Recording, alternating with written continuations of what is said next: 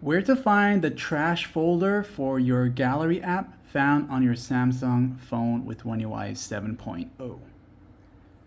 Just like every other Android phone that has its own dedicated gallery app, for Samsung, you'll go into the gallery app of Samsung like this here. And let's just say you had deleted some photos yesterday or today, and you want to know if you have some sort of backup, which is the trash folder. So go into the menu section right here. And when you do this, you'll see the trash option right here. As you go there, this is where any photos that you might have deleted recently will appear there.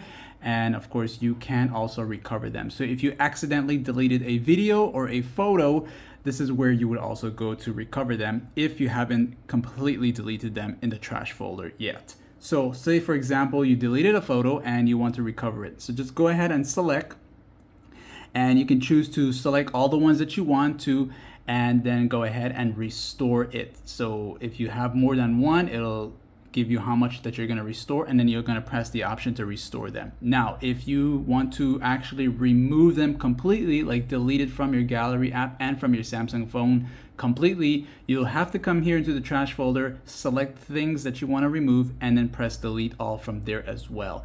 And then it'll be all gone completely. And of course, if this guide helped you out in any way, like and sub.